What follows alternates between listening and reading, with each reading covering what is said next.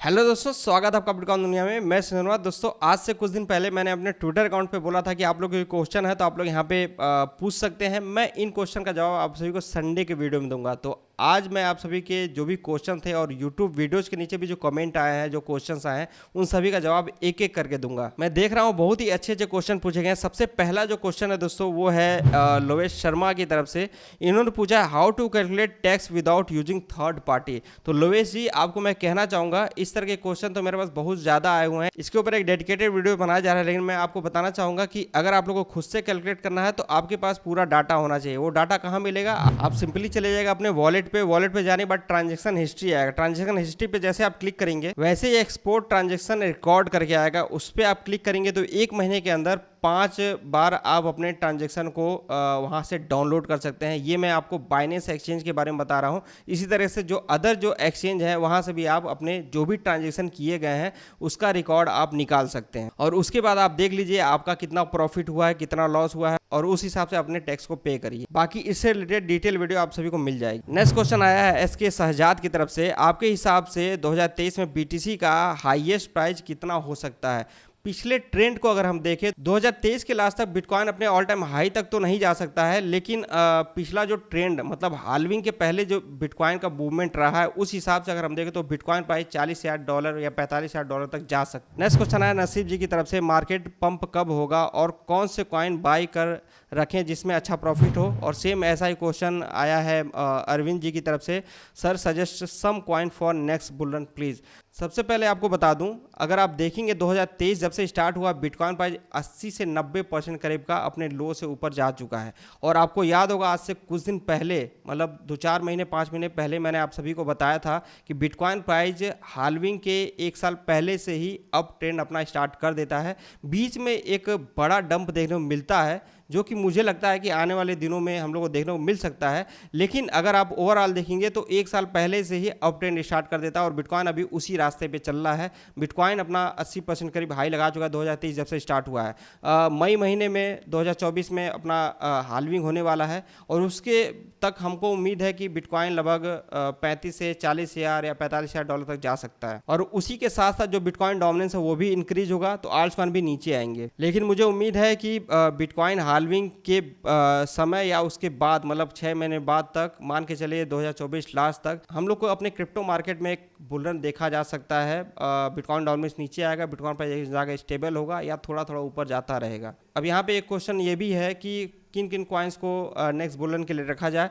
तो अगर आप लॉन्ग टर्म के लिए इन्वेस्टमेंट कर रहे हैं तो मैं हमेशा सजेस्ट करूंगा 5 ऐसे क्रिप्टो करेंसी। पहला तो बिटकॉइन है ही। अगर आपको बिटकॉइन में के अलावा आल्ट्स कॉइन में जाना है तो इथेरियम को रख लीजिए, बीएनबी को रख लीजिए, सोल को रख लीजिए, मैटिक को रख लीजिए, सैंड को रख लीजिए। ये जो कुछ कॉइन है जिसमें आप सेफली इन्वेस्टमेंट कर सकते हैं। बाकी कुछ नए प्रोजेक्ट है जिसमें आप 5 से 10% भी डाल सकते हैं। उसके ऊपर एक डेडिकेटेड वीडियो बनाऊंगा, क्योंकि दोस्तों 2018 के बुलन के बाद 2021 के बुलन में अगर आप देखेंगे तो ये जो सोल मैटी ये नए प्रोजेक्ट थे और एक अच्छा परफॉर्मेंस इन लोगों ने किया। $1 से भी नीचे थे, कुछ पैसों की इनकी वैल्यू थी, लेकिन अगले बुलन में ये $200 तक गए थे।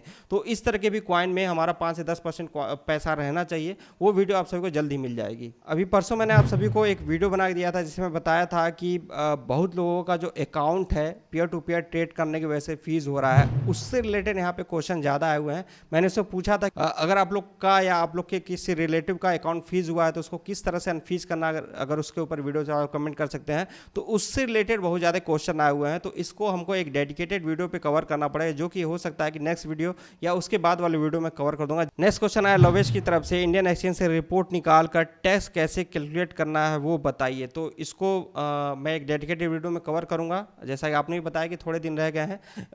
अगर आप पूरी हिस्ट्री निकाल ले रहे हैं तो आप उसमें देख सकते हैं कि उसमें आपको प्रॉफिट हो रहा है कि लॉस हो रहा है, पर आपको ट्रांजेक्शन निकालना पड़ेगा। जैसा कि हमको थर्ड पार्टी का अगर मदद नहीं लेना है तो हमको पर ट्रांजेक्शन देखना पड़ेगा, हमारा कौन से ट्रांजेक्शन प्रॉफिट हुआ, कौन से ट्रांजेक्शन में लॉस हुआ है। बाकी डिटेल वीडियो में इस सबको कवर कर दूंगा।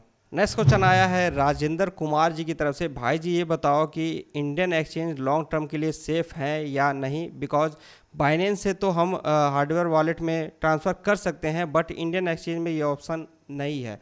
तो देखिए, अगर आप लॉन्ग टर्म इन्वेस्टमेंट करके रखे हुए हैं, होल्ड किए हुए हैं, तो मैं पहले ही बताया हूँ कि कोई भी एक्सचेंज हो उस पर ट्रस्ट करना बहुत ज़्यादा मुश्किल है। अभी फिलहाल के समय जो इंडियन एक्सचेंज की कंडीशन है वो तो और भी ज़्यादा रिस्की हो सकता है, क्योंकि बहुत सारे कॉइन का विड्रॉ का ऑप्शन ही नहीं दिया जा रहा है इंडियन एक्सचेंजों की तरफ से। तो अगर आप लॉन्ग टर्म इन्वेस्टमेंट करके रखे हुए हैं तो आप उसको डिसेंट्रलाइज एक्सचेंज पे ट्रांसफर कर सकते हैं। ज़्यादा बड़ा अमाउंट है लेजर वॉलेट में ट्रांसफर कर सकते हैं, या आप मेटामास्क में रख सकते हैं, ट्रस्ट वॉलेट में रख सकते हैं। और यहाँ तक कि जो इंटरनेशनल एक्सचेंज है वहाँ पे भी होल्ड करना मुश्किल है। अभी हॉटबिट का कंडीशन आप लोगों ने देखा, हॉटबिट अचानक अनाउंसमेंट किया कि वहाँ से फंड आप विड्रॉ कर लीजिए क्योंकि इसको आप क्लोज करने जा रहे हैं।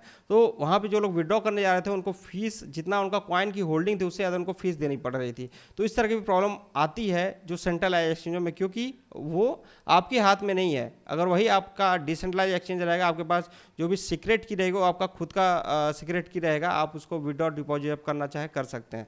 तो कोशिश करिए कि मेटामास्क, ट्रस्ट वॉलेट या लेजर वॉलेट का इस्तेमाल करिए लॉन्ग टर्म होल्डिंग के लिए। KuCoin से रिलेटेड एक अपडेट आया था कि वहाँ पे KYC जो है कंपलसरी कर दिया गया है, सबको वहाँ पे KYC करना पड़ेगा। तो उससे रिलेटेड एक क्वेश्चन आया हुसैन खान जी का, उन्होंने पूछा है तो जो पुराने यूजर्स को उसको भी KYC करनी पड़ेगी क्या, अगर हाँ तो कैसे?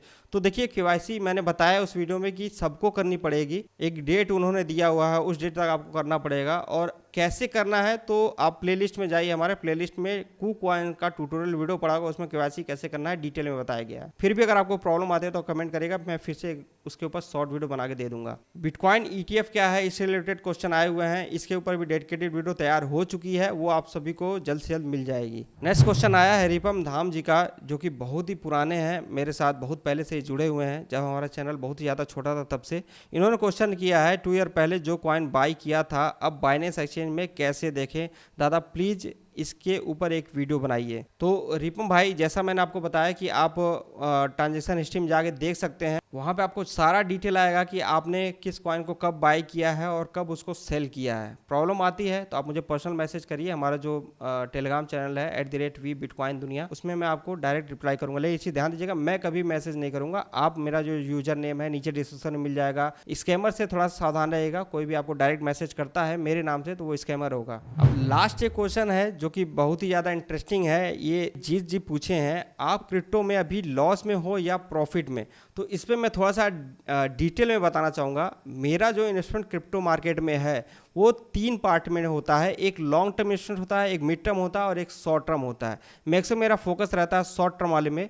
जो लॉन्ग टर्म वाला है पहले उसके बारे में बताना चाहूँगा। लॉन्ग टर्म वाला जैसे कि मैंने बिटकॉइन में किया हुआ है, इथेरियम में किया हुआ है और जो टॉप अदर क्रिप्टो करेंसी उसमें किया हुआ है, जिस पे मुझे यकीन है कि अगर मैंने $30,000 का बिटकॉइन बाई किया है, अगर वो $17,000 करीब भी आ जाएगा तो मैं उसको सेल नहीं करूँगा, मैं उसको एवरेजिंग करूँगा। तो उस तरह के हिसाब से देखें तो जब बिटकॉइन प्राइस $17,000 करीब आया था, $16,000 करीब आया था, तो मेरा जो टॉप कॉइन्स में इन्वेस्टमेंट था वो लॉस में गया था, नीचे उसका प्राइस आया था, लेकिन मैंने वहाँ से एवरेजिंग किया था और एवरेजिंग करने के ही वजह से आज के समय में कहीं ना कहीं वो जो डाउन हुआ था मेरा पोर्टफोलियो वो अभी रिकवर हो चुका है। तो इस हिसाब से देखें, मेरा फोकस रहता है लॉन्ग टर्म इन्वेस्टमेंट उन्हीं कॉइन्स में करें जिनमें भले प्रॉफिट ज़्यादा ना हो लेकिन रिस्क कम हो, और वो कॉइन अगर नीचे भी आते हैं मेरी बाइंग प्राइस से तो मैं उसको लॉस नहीं मानता हूं जब तक मैं उस कॉइन को सेल ना करूं। तो ये तो हो गई लॉन्ग टर्म की। और शॉर्ट टर्म की बता दूं, जो कॉइन मैं आप सभी को हर मंथ सजेस्ट करता हूं, जैसे आप लोग देखते हैं जुलाई मंथ के लिए मैंने 5 कॉइन बताया, तो वो कॉइन ऐसा नहीं मैं आप सभी के साथ शेयर किया तो बस शेयर करने के लिए, मतलब वीडियो बनाने के लिए वो कॉइन मैंने शेयर किया। उन कॉइन से मैं खुद भी ट्रेड लेता हूँ, इसी वजह से मैं आप सभी के साथ वो शेयर करता हूँ। और मेरा टारगेट क्या रहता है, मेरा टारगेट 15 दिन का, 20 दिन का या 1 महीने का या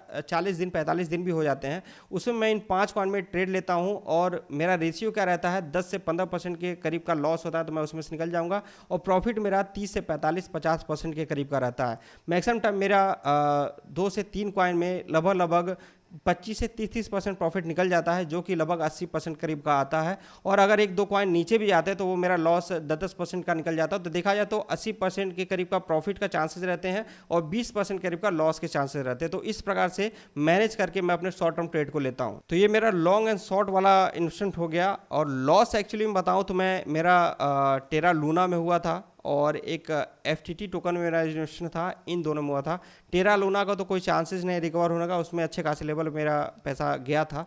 और इसके अलावा FTT कॉइन भी थोड़ा रिकवर होना स्टार्ट हुआ है, लेकिन ये भी अच्छे खासे लेवल पे डाउन हुआ था। तो इन कॉइन्स में मैं मान सकता हूँ कि मेरा लॉस हुआ है। लेकिन एक चीज़ मैं आपको बता दूं, 2017 से मेरी आदत है कि जब भी मैं किसी कॉइन इन्वेस्टमेंट करता हूँ, अगर वो 2x होता है तो मैं अपने प्रिंसिपल अमाउंट को वहाँ से पहले निकालता हूँ और उस प्रॉफिट के साथ ही ट्रेड लेता हूँ। तो ये सभी आपके क्वेश्चन दोस्तों, और उसका जवाब उम्मीद है कि मैंने मैक्सिमम क्वेश्चन यहाँ पे लिया है और उसका जवाब दिया है। फिर भी अगर किसी का छूट गया है तो नेक्स्ट संडे मैं इसी तरह का Q&A करूंगा और उसका जो है जवाब आपसे दूंगा। अगर इस तरह का वीडियो आपको पसंद आ रहा है, ये Q&A की वीडियो होनी चाहिए संडे को, तो आप कमेंट करके जरूर बताएगा, जिससे कि मुझे पता चलेगा इस तरह का वीडियो आपको पसंद आ रहा है और मैं और भी क्वेश्चन यहाँ पे लेने की कोशिश करूंगा। बाकी इस वीडियो में इतना ही। जय हिंद।